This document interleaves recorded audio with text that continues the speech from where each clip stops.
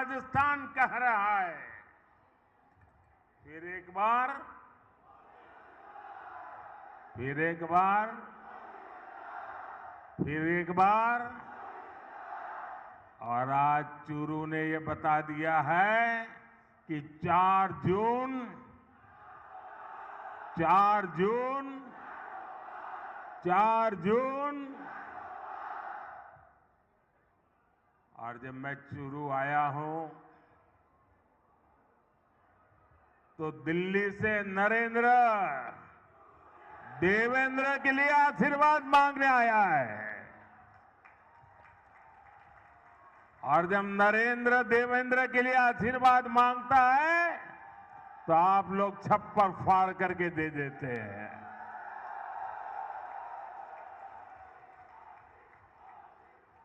साथियों, बैठिए देवेंद्र जी। आज पूरा देश विकसित भारत होने के संकल्प पर काम कर रहा है और इसमें राजस्थान की बहुत बड़ी भूमिका है। जब राजस्थान विकसित होगा तो भारत भी विकसित होगा। बीते 10 साल में मोदी ने देश में जो काम किए हैं, उन्होंने विकसित भारत की नींव तैयार कर दी है। आज पूरी दुनिया हैरान है कि भारत इतनी तेजी से कैसे विकास कर रहा है। दुनिया को पता नहीं है कि भारत की इस मिट्टी की बात ही कुछ और है। हम जो ठान लेते हैं वो पूरा करके दिखाते हैं। पिछले 10 साल में आपने देश को बदलते देखा है। आप याद करिए, 10 साल पहले तब देश कितनी खस्ता हालत में था। कांग्रेस के बड़े बड़े घोटालों और लूट के कारण अर्थव्यवस्था चरमरा गई थी। दुनिया में भारत की साख गिरती जा रही थी। आजादी के इतने दशक बाद भी देश के लोग जीवन की छोटी छोटी जरूरतों के लिए जूझ रहे थे।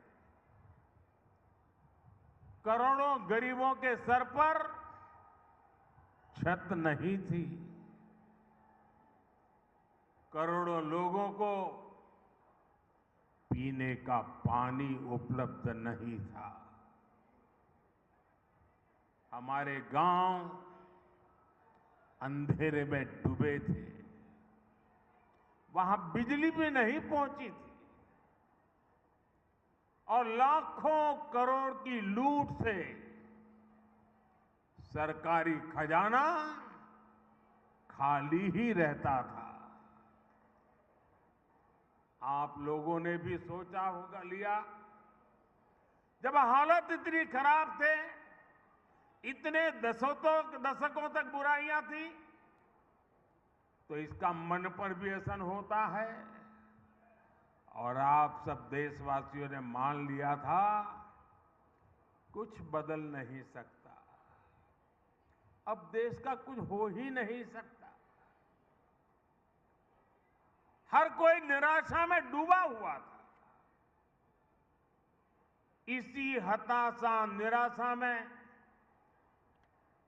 2014 में आपने गरीब के इस बेटे को अपनी सेवा का मौका दिया।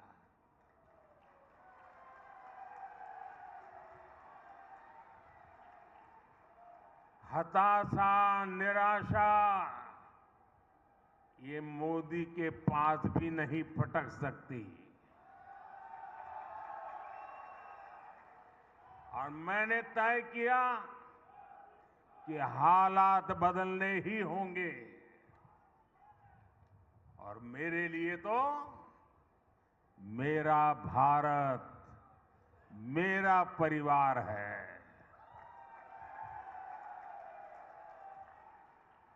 हमने ईमानदारी से काम किया। कोरोना जैसा इतना बड़ा संकट आया, दुनिया सोचने लगी थी कि भारत तो बर्बाद हो जाएगा, दुनिया को भी बर्बाद कर देगा। लेकिन इसी संकट में हम भारतीयों ने अपने देश को दुनिया की 5वीं सबसे बड़ी अर्थव्यवस्था बना दिया।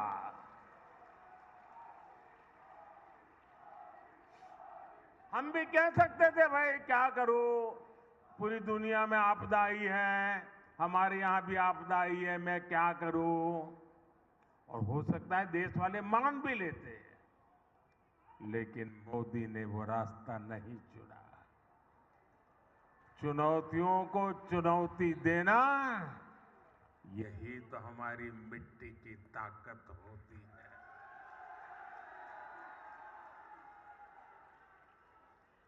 और हमारे राजस्थान में तो कहते हैं, अपनी करनी पार उतरनी।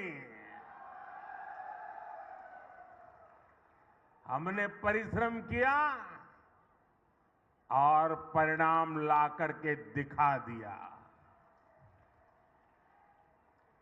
10 वर्षों में हमने करोड़ों गरीबों को प्रधानमंत्री आवास योजना के तहत पक्के आवास दिए, पक्के घर दिए। जिनकी 3-3, 4-4 पीढ़ी झुग्गी झोपड़ी में जिंदगी गुजारती थी, जो फुटपाथ पर जीने के लिए मजबूर थे, ऐसे करोड़ों लोगों को पक्के घर दिए। और मुझे खुशी इस बात की है कि हमने जो पक्के घर दिए ना, उसमें अधिकतर पक्के घर मेरी माताओं, बहनों, बेटियों के नाम पर है।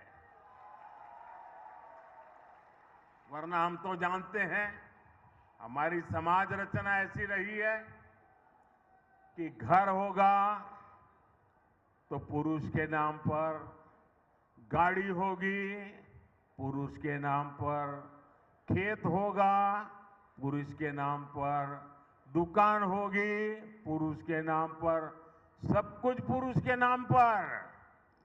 मोदी ने तय कर लिया कि सरकार जो घर देगी वो मेरी महिलाओं के नाम पर होगा। आप याद करिए, पहले जब घर बनाने के नाम पर योजनाएं आती थी, तब क्या होता था? गरीब को पता भी नहीं चलता था। उसके नाम का पैसा सरकार में बैठे लोग और उनकी पार्टी के लोग खा जाते थे। लेकिन अब पैसा सीधे गरीब के खाते में जा रहा है। अब गरीब को पक्का घर भी मिल रहा है, घर में जरूरत की सुविधाएं भी मिल रही है। साथियों,